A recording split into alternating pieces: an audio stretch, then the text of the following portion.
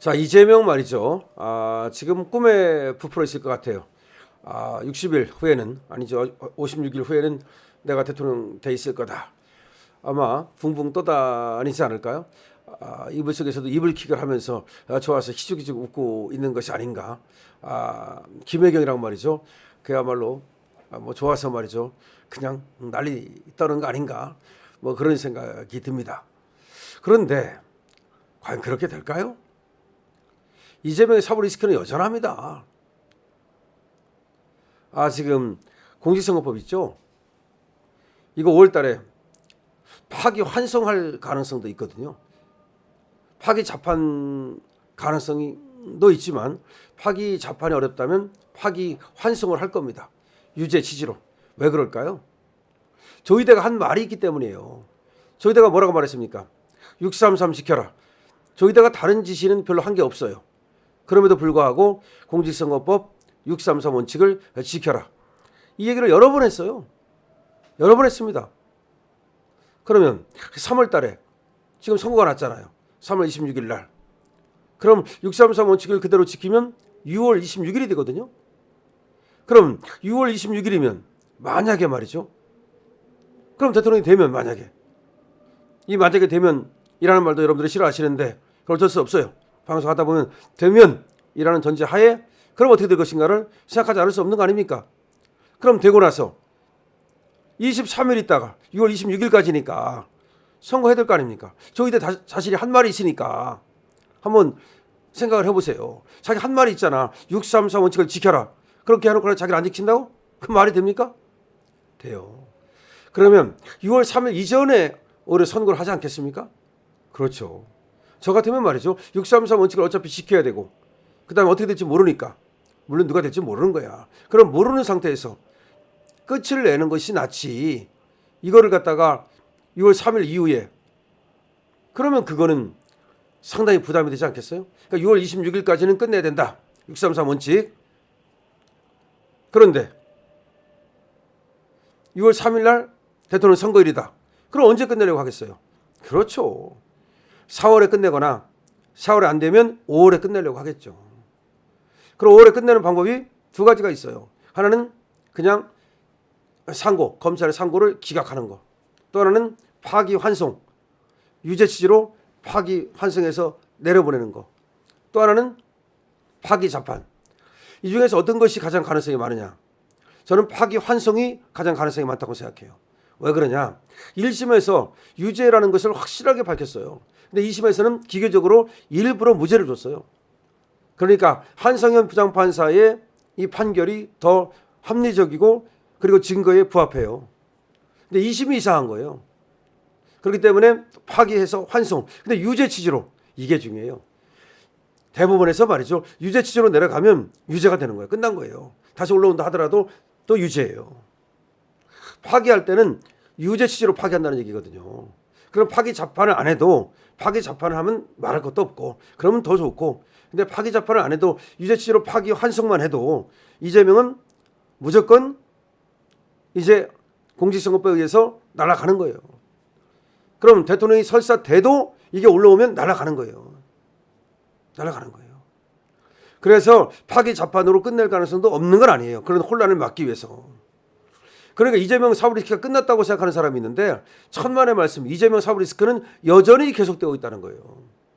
그리고 제가 취재한 바에 따르면 제가 들은 바에 따르면 법원이 말이죠.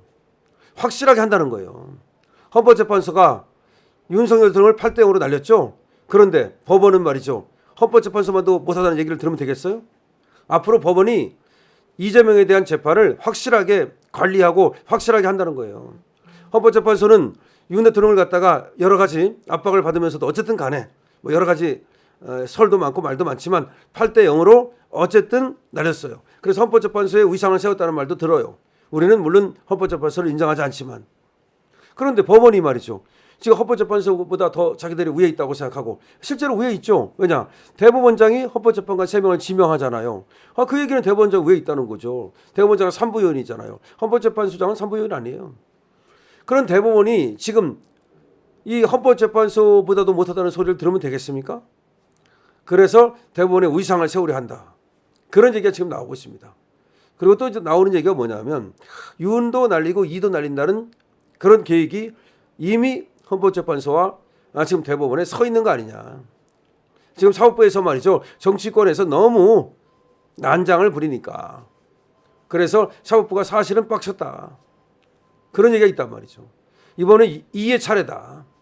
그러니까 윤 대통령이 이번에 날아간 것도 그런 어떤 사법부의 어떤 짬짬이와 관계가 있는데 이번에는 이의 차례다. 이라고 봐주지 않는다. 그런 얘기가 있습니다. 물론 뭐 봐야 되겠습니다만 우리가 또 희망사항이기도 하고 그래 윤을 날렸다면 이도 날려라 이거죠. 그리고 이가 날아갈 가능성이 여전히 있다 이거죠. 그러니까 이가 지금 뭐 그리고요 유죄 취지로 파기 환송만 5월 달에 돼도요 치명타를 입어요. 그런 사람을 누가 대통령 뽑아주겠습니까? 뽑지 않아요. 그 다음에 지금 나오는 얘기가 한덕수 대망론이에요. 한덕수 대망론은 지금 이제 뭐 가능성 뭐 별로 없는 거 아닙니다. 가능성이 제일 높아요. 제가 인사이트를 발휘해서 말할까요? 한덕수 대통령 나옵니다.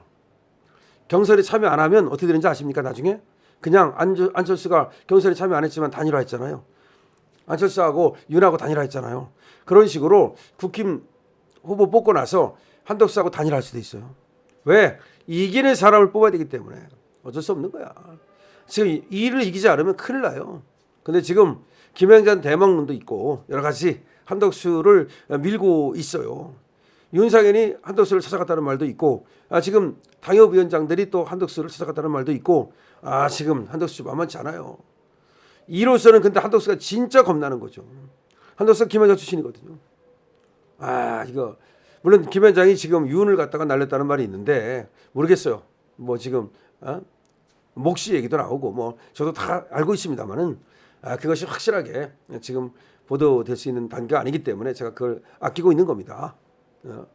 전부 다 그 얘기를 지금 뭐 레거시 언론 어디 그다음에 뭐 김현장 그리고 또 뭐 김현장의 뭐 몫을 가진 뭐 사람 뭐 등등등등 얘기가 있습니다만은 어쨌든 간에 지금 한덕수가 나올 가능성은 있다는 것이고 자 이재명의 사후 리스크는 계속되는 것이고 이재명 쉽지 않습니다.